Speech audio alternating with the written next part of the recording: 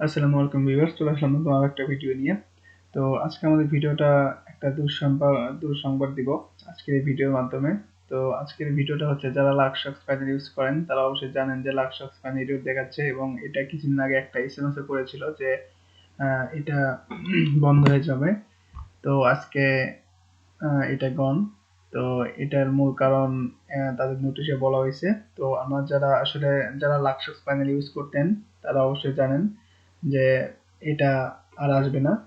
তো এটা কিছু প্রবলেম রয়েছে, আমরা নোটিশটা পড়লে এটা বুঝতে পারবো।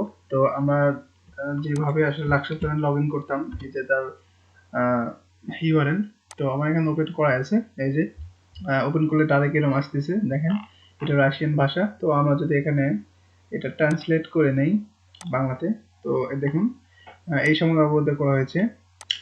আইন প্রয়োগকারী অপারেশন চলাকালীন লাক্সসক্স পরিষেবাটি চিরতরে বন্ধ করা হয়েছে। রাশিয়ার নথিপত্রের বিষয়ে মন্ত্রকের বিভাগ সতর্ক করেছেন। তো এখানে তারা বলেছেন যে লাক্সসক্স এই আইপির মাধ্যমে তারা আমাদের তথ্য চুরি করেন, আমাদের পিসিতে যেগুলো পার্সোনাল ডাটা থাকতো ওগুলো তথ্য তারা চুরি করতেন। ঠিক আছে, তো এই বিষয়ে আসলে প্রবলেম দেখাচ্ছে।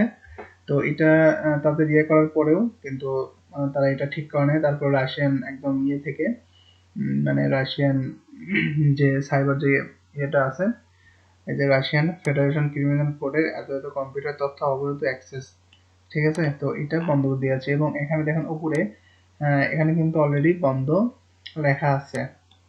তো আপনারা অবশ্যই বুঝতে পারছেন যে আসলে কি অবস্থা এটার।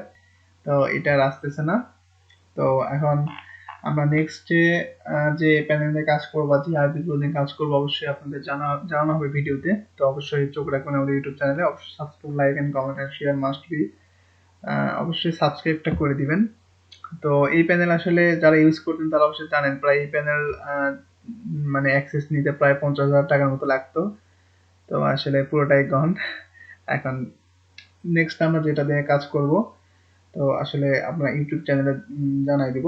এই পর্যন্ত আজকে ভিডিওটি। এবং আপনাদের কারো যদি এইচটিটিপি আইপি লাগে, তো এইচটিটিপি আইপি দিয়ে কিন্তু কাজ করা যাবে মোটামুটি এখন। তো এইচটিটিপি আইপি লাগলে অবশ্যই আমার সাথে যোগাযোগ করতে পারেন। ওকে, ভালো থাকবেন সবাই, ধন্যবাদ।